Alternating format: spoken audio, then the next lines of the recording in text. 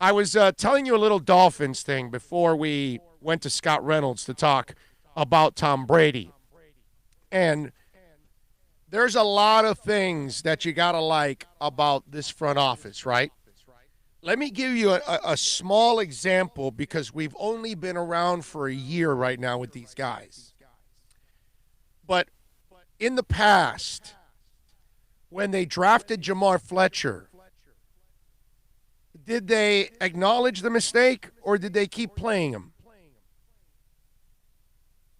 You know the answer, right? They kept playing him. Eddie Moore, did they acknowledge the mistake or did they keep playing him while he wasn't getting knocked out at sports bars? Right? And that's been kind of the MO here for a long, long time. Different general managers and head coaches, when they would make mistakes, they would try to justify those mistakes. And if a player can't play, you need to make the decision and move on. Correct? And so, example, and this is what I love because you're not going to hit on everything. I would love it. I would love for you to hit on every free agent. I would love for you to hit on every street free agent you sign. I would love for you to hit on every draft pick you would sign. Wow, that would be a beautiful world, wouldn't it? Right? Compensatory picks galore. Anyway, so they draft Michael Dieter, and he struggles, right?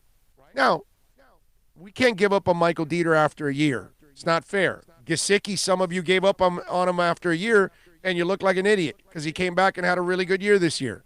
What a difference. He had a quarterback that could actually throw him the ball and give him some confidence, and he became a different player, correct? There are guys that have turned the corner. It happens sometimes. You don't give up. Jakeem Grant had a terrible first year, and then he came back. And I know this year he had his injuries and all that stuff, but he kind of fought through it. But still, he was able to bounce back and show you that he can play. You don't give up on players early on.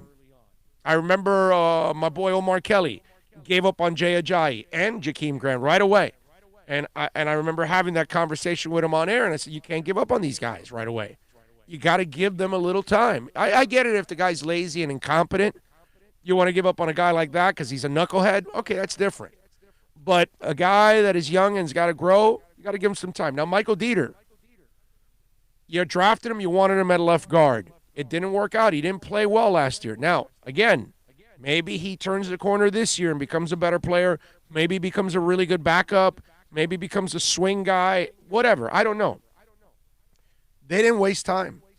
They thought that Eric Flowers played well last year, and I know he can play on either side, either guard spot, but he's probably going to play left guard where Dieter's at. So Dieter will now have to move over to right guard and battle for that right guard spot.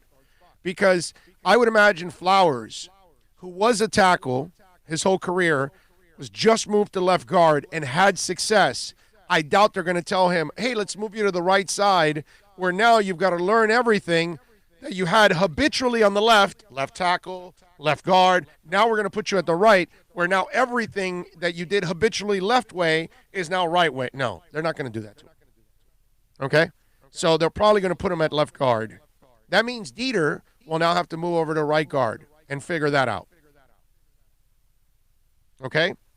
Kalen Ballage is a draft pick that's been here a couple years. They got a couple of other guys back there, too, at running back. They didn't get it done. So they go and get Howard, and they're probably going to draft a guy. Josh Rosen.